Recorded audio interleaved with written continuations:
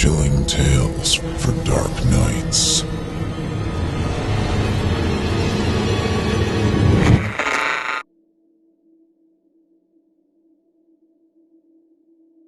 Begin audio log. It always sucks ass to get initial retrieval duty. You have no idea what the damn thing is capable of besides what jacked up information the field techies can scrape up. And you're lucky if they even tell you the whole story. They told us to bag and tag. Didn't tell us jack shit about not looking at the damn thing. Could you describe the mission, please? Yeah. Sorry. We had 2 choppers. One with my team and one on backup with Zulu 9B and Dr. We spotted the target about 2 clicks north of our patrol path. I'm guessing he wasn't facing our direction, else he would have taken us out then and there. Your report says SCP-096 didn't react to the cold? It was -degrees Actually, it was -8 degrees. And yes, it was butt naked and didn't so much as shiver. Anyway, we landed, approached the target, and Corporal got ready to bag it. That's when Doc called. I turned to answer it, and that's what saved me. The target must have turned and my whole squad saw it. That's when SCP-096 entered an agitated emotional state? Yep. Sorry. Got the willies for a second. That's alright. Yeah. Well, I never saw its face.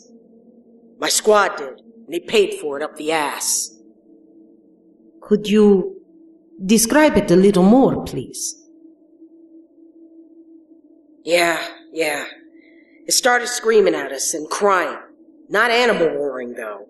Sounded exactly like a person. Really fucking creepy. We started firing when it picked up Corporal and ripped off his leg. God. He was screaming for our help. Fucking A. Anyway, we were blowing chunks out of the target, round after round. Didn't do jack shit. Almost lost it when it started. Him. That's when you ordered the use of an 80-4 HEDT launcher? An anti-tank gun. Started carrying it ever since got loose. I've seen those tear through tanks like tissue paper. Did the same thing to the target. There was significant damage to SCP-096? It didn't even fucking flinch. It kept tearing apart my squad, but with half of its torso gone. But it was taking damage. If it was, it wasn't showing it.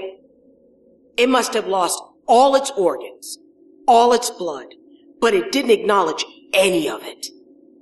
Its bone structure wasn't hurt at all, though. It kept tearing my squad apart. So no actual structural damage. How many rounds would you say were fired at SCP-096? At least 1,000. Our door gunner kept his GAU-19 on it for at least 20 seconds. 20 fucking seconds. That's 650 caliber rounds pumped into the thing. Might as well have been spitting at it. This is when Zulu 9B arrived? Yeah. And my squad was gone. Zulu 9B managed to get the bag over its head, and it just sat down. We got it into the chopper and got it here. I don't know how I never saw its face. Maybe God or Buddha or whoever thought I should live. The jackass. We have obtained an artist's depiction of SCP-096's face. Would you like to view it?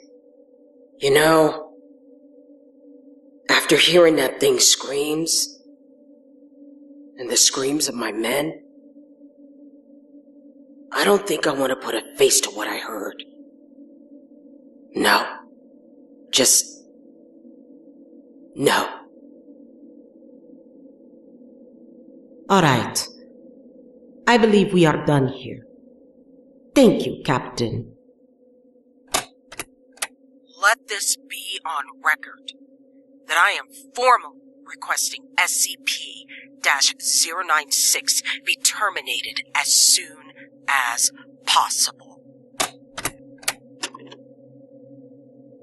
Item number SCP-096. Object Class Euclid. Special Containment Procedures. SCP-096 is to be contained in its cell, a 5 meter by 5 meter by 5 meter airtight steel cube at all times. Weekly checks for any cracks or holes are mandatory. There are to be absolutely no video surveillance or optical tools of any kind inside SCP-096's cell. Security personnel will install pressure sensors and laser detectors to ensure SCP-096's presence inside the cell. Any and all photos, video, or recordings of SCP-096's likeness are strictly forbidden without approval from Dr. and 05. Description: SCP-096 is a humanoid creature measuring approximately 2.38 meters in height. Subject shows very little muscle mass, with preliminary analysis of body mass suggesting mild malnutrition. Arms are grossly out of proportion with the rest of the subject's body, with an approximate length of 1.5 meters each. Skin is mostly devoid of pigmentation, with no sign of any body hair. SCP-096's jaw can open up to 4 times the norm of an average human. Other facial features remain similar to an average human, with the exception of the eyes, which are also devoid of pigmentation.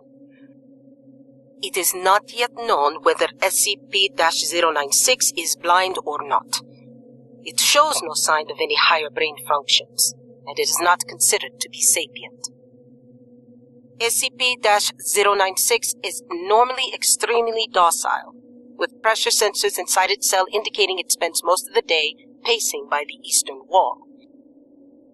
However, when someone views SCP-096's face, whether it be directly, via video, recording, or even a photograph, it will enter a stage of considerable emotional distress.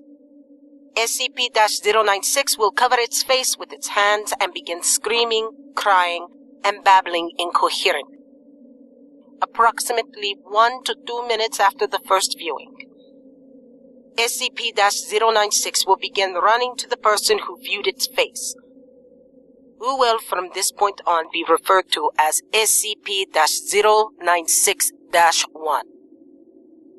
Documented speeds have varied from 35 kilometers per hour to 5 kilometers per hour, and seems to depend on distance from SCP-096-1. At this point, no known material or method can impede SCP-096's progress. The actual position of SCP-096-1 does not seem to affect SCP-096's response. It seems to have an innate sense of SCP-096-1's location. Note, this reaction does not occur when viewing artistic depictions. See document 096-1. Upon arriving at SCP-096-1's location, SCP-096 will proceed to kill and 100% of the cases have left no traces of SCP-096-1. SCP-096 will then sit down for several minutes before regaining its composure and becoming docile once again. It will then attempt to make its way back to its natural habitat. Due to the possibility of a mass chain reaction, including breach of Foundation secrecy and large civilian loss of life, Retrieval of subject should be considered alpha priority. Dr. has also petitioned for immediate termination of SCP-096. See interview 096-1. Termination order has been approved. It is to be carried out by Dr. on See Incident 096-1-A. End log.